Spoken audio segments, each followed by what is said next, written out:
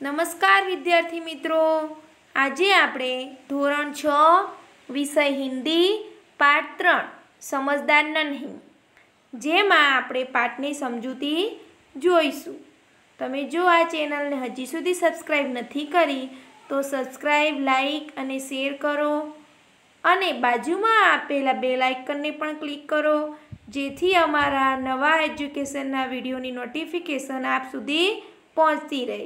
અને તમને જો તમારા મોબાઈલમાં આ ચેનલના વિડીયો જોઈતા હોય તો 97 129 49 360 મોબાઈલ નંબર પર પર્સનલ મેસેજ કરો. તો ચલો બાળકો, આપણે ચાલુ કરીએ. આજની વાર્તા એક કહાની છે સરસ મજાની, જેનું નામ છે समझदार नहीं. इस कहानी में व्यक्ति को किसी भी परिस्थिति में भलाई करने का अपना स्वभाव नहीं छोड़ना चाहिए. यह बात प्रस्तुत की गई है. हमारे समाज में कुछ लोगों का स्वभाव बुरा हो सकता है, लेकिन हमें अपना अच्छा स्वभाव नहीं छोड़ना चाहिए. मित्रों, इस समाज में कई ऐसे लोग हैं जिनका स्वभाव बुरा है, लेकिन उस बुरे व्यक्ति के सामने हमें अपने अच्छे गुण का स्वभाव कभी भी छोड़ना नहीं चाहिए. तो चलो बाल मित्रों, हम शुरू करते हैं आज की कहानी. नन्ही बतख तट पर आई तो उसने देखा कि एक बिच्छू दलदल में फंसा है. नन्ही बतख कौन है? एक बतख का बच्चा है जिसका नाम है नन्ही, जो तट पर आई, नदी के तट पर आई तो उसने देखा कि एक बिच्छू दलदल में फंसा है. तो उसने देखा कि बिच्छू दलदल यानी कीचड़ में फंसा है. तो हम इसका गुजराती भी देखेंगे. નાની બતક નદીના તટ પર આવી ત્યારે જોયું કે એક વીંછી કાદવમાં ફસાઈ ગયો છે. बिच्छू ने नन्ही से प्रार्थना की, बहन मुझे बचा लो. नन्ही को उस पर दया आ गई. उसने बिच्छू को दलदल से उठाकर सूखे स्थान पर रख दिया. बिच्छुए नन्ही थी विनंती करी कि बहन मने बचावी ले. નાનીને તેના ઉપર દયા આવી ગઈ અને તેણે વીંછીને કાદવમાંથી ઉપાડીને સૂકી જગ્યાએ મૂકી દીધું. आगे देखते हैं. बिच्छू को शैतानी सूझी, उसने नन्ही को डंक मार दिया. बिच्छू को शैतानी करने की सूझी, उसने नन्ही को डंक मार दिया. नन्ही पीड़ा से तड़प उठी. उसने बिच्छू से पूछा, क्यों भाई, तुमने मुझे डंक क्यों मारा? उसने पूछा. उसको पीड़ा होने लगी, वो तड़प उठी और फिर बिच्छू से पूछा, क्यों भाई, तुमने मुझे डंक क्यों मारा? बिच्छू लापरवाही से बोला, क्या करूं, डंक मारना मेरा स्वभाव है. तो આપણે એનું એટલાનું ગુજરાતી જોઈશું. વીંછીને મસ્તી કરવાની સૂજી. તેણે નાનીને શું કર્યું? ડંખ મારી દીધો અને નાની તેની પીડાથી, તેની વેદનાથી તરફડવા લાગી. તેણે વીંછીને પૂછ્યું, કેમ ભાઈ, તે મને ડંખ શા માટે માર્યો? તો વીંછી બેદરકારીથી બોલ્યો, પરવા વગર બોલ્યો, શું કરું, ડંખ મારવો એ મારો स्वभाव છે. तो आगे का देखें. नन्ही बोली, तुम यह गंदी आदत छोड़ दो, नहीं तो कोई मुसीबत में तुम्हारी रक्षा नहीं करेगा. फिर नन्ही ने सलाह दी कि तुम ये अपनी गंदी आदत छोड़ दो, नहीं तो तुम कोई भी बड़ी मुसीबत में आओगे तो भी तुम्हारी कोई रक्षा नहीं करेगा. बिच्छू उसकी बात अनसुनी कर आगे बढ़ गया. नन्ही अपनी माँ के पास नदी में चली गई. माँ ने पूछा, नन्ही बेटी तुम कहाँ रह गई थी?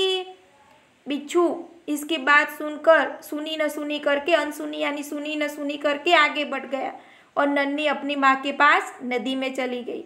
फिर उसके घर पहुँची तो माँ ने पूछा, नन्ही बेटी तुम कहाँ रह गई थी? इसका हम गुजराती देखते हैं। વીંછી તેની વાત સાંભળ્યા વગર આગળ જતો રહ્યો। નાની પોતાની માँ પાસે નદીમાં ચાલી ગઈ। પછી માએ પૂછ્યું, નાની बेटी तू क्या रोकाई गई हती? तो आगे का देखें। नन्ही बोली, माँ एक बिच्छू दलदल में फंस गया था, उसे बचाने में देर हो गई। तो नन्ही ने उत्तर दिया, माँ एक बिच्छू दलदल में फंस गया था तो उसके बचाने में मुझे देर हो गई। माँ खुश होकर बोली, बेटी यह तुमने बहुत अच्छा काम किया है।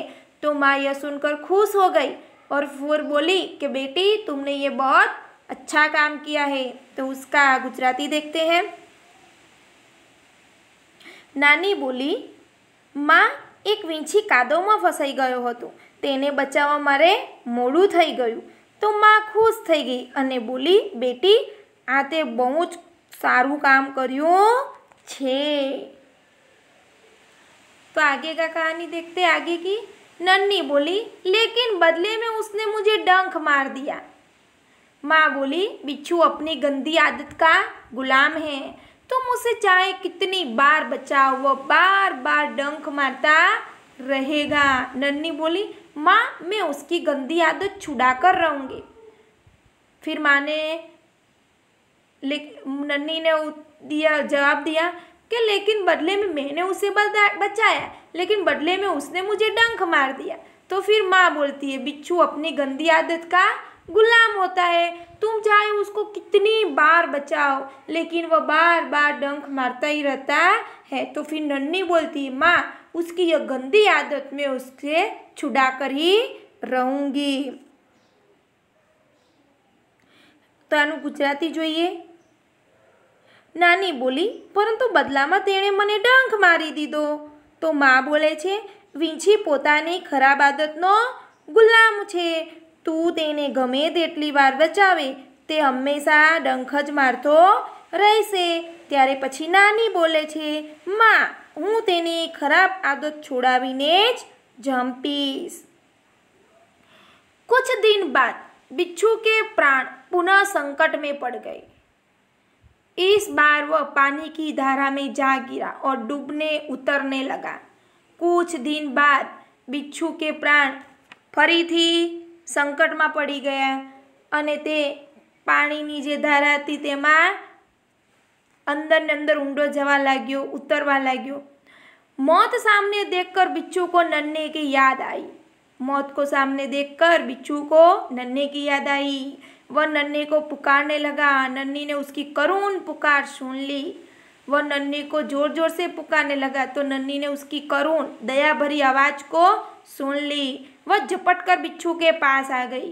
सहसा ही उसके मन में विचार आया, सहसा यानी अचानक उसके मन में विचार आया, अब मैं इस गंदे स्वभाव वाले बिच्छू को नहीं बचाऊंगी, कि ये गंदा स्वभाव वाला बिच्छू है उसको मैं बचाऊंगी नहीं। હવે આપણે ગુજરાતી જોઈએ। કેટલાક દિવસ પછી વીંછીના પ્રાણ ફરીથી મુસીબતમાં મુકાઈ ગયા। તે પાણીની ધારામાં પડ્યો અને ડૂબવા લાગ્યો। મૃત્યુને સામે જ જોઈને વીંછીને નાનીની યાદ આવી। તે નાનીને બોલાવવા લાગ્યો। નાની તેની દર્દભરી આવાજ સાંભળ્યો, બૂમ સાંભળી અને તે ઝપાટાબંધ વીંછીની પાસે આવી। અચાનક તેના મનમાં એક વિચાર આવ્યો, હવે હું આ खराब स्वभावना વીંછીને बचावीश नहीं। बिच्छू गिड़गिड़ाने लगा, बहन मुझ पर दया करो। नन्ही का मन डोल गया। उसने सोचा, हो सकता है उसने अपनी गंदी आदत छोड़ दी हो। बिच्छू उसके सामने गिड़गिड़ाने लगा, पाँव पे पड़ने लगा और बोला, बहन मुझ पर दया करो, मुझे बचा लो। तो फिर नन्ही अंदर मन से मन सोचने लगती है कि उसका मन बदल गया होगा शायद, और वह अपनी गंदी आदत भी छोड़ दी होगी। नन्ही ने बिच्छू को दोबारा जीवन दान दिया। बिच्छू अपने स्वभाव के अनुसार उसे डंक मारने के लिए आगे बढ़ा। नन्ही ने बिच्छू को दोबारा जीवन दान दिया तो बिच्छू अपने स्वभाव के अनुसार उसे फिर से डंक मारने के लिए आगे बढ़ा। વીંછી આગળ આપણે ગુજરાતી જોઈએ કે વીંછી કરગરવા લાગ્યો, બહેન મારા ઉપર દયા કર। પણ નાનીનું મન પીગળી ગયું. તેને વિચાર્યું વીંછીએ કદાચ પોતાની ગંદી આદત છોડી દીધી હશે. નાનીએ વીંછીને બીજી વાર જીવનદાન આપ્યું. પછી વીંછી પોતાના સ્વભાવ પ્રમાણે તેને ડંખ મારવા માટે આગળ વધ્યો. नन्ही उसका इरादा समझ गई. वह मुस्कुराकर बोली, बिच्छू भाई ठिठक क्यों गए, डंक मारो. बिच्छू शर्म से पानी पानी हो गया. वह खिसियाकर बोला, बहन एक बात बताओ, मैंने सदा तुम्हारे साथ विश्वासघात किया, फिर भी तुमने मेरे साथ भलाई की क्यों, भलाई की, ऐसा क्यों. नानी तेनो इरादो समझी गई हती. ते हसीने बोली, वींछी भाई अटकी केम गया, डंख मारो ने. वींछी खूब शरमाई गयो. ते बोठो पड़ी गयो, शरमाई गयो. बहन एक बात कहे कि मैं हमेशा तारा साथे विश्वासघात कर्यो छे, छतां पण ते मारू भलुं कर्युं, एवुं केम. तो नन्ही क्या बोलती है, भलाई करना मेरा स्वभाव है, मैं तुमसे बदला लेने के लिए अपनी अच्छी आदत क्यों छोड़ दूँ. मेरा काम बचाना है, मैं मुसीबत में पड़े को बार बार बचाती रहूँगी. तुम्हारा काम डंक मारना है, तुम मारते रहो, देखती हूँ कौन जीतता है. देखो नन्ही ने क्या उत्तर दिया. नानी बोली, भલું કરવું એ મારો સ્વભાવ છે, હું બદલો લેવા માટે મારી સારી આદત શા માટે છોડી દઉં. મારું કામ બચાવવાનું છે, હું મુસીબતમાં પડેલાને હંમેશા બચાવતી રહીશ, અને તારું કામ ડંખ મારવાનું છે, તે તું ડંખ મારતો રહે. જોઉં છું કોણ જીતે છે. बिच्छू पछतावे से भर गया. बोला, नन्ही बहन आज तुम जीत गई. मैं वचन देता हूँ कि अब मैं किसी निर्दोष जीव को डंख नहीं मारूंगा.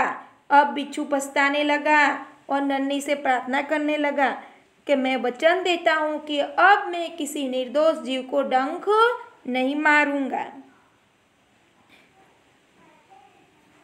वींछी ने खूब पछतावो थयो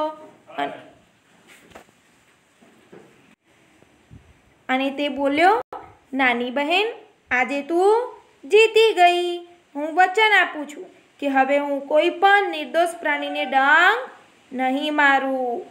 नन्ही खुश होकर नदी में चल दी. माँ ने आज फिर पूछा, बेटी कहाँ देर कर दी.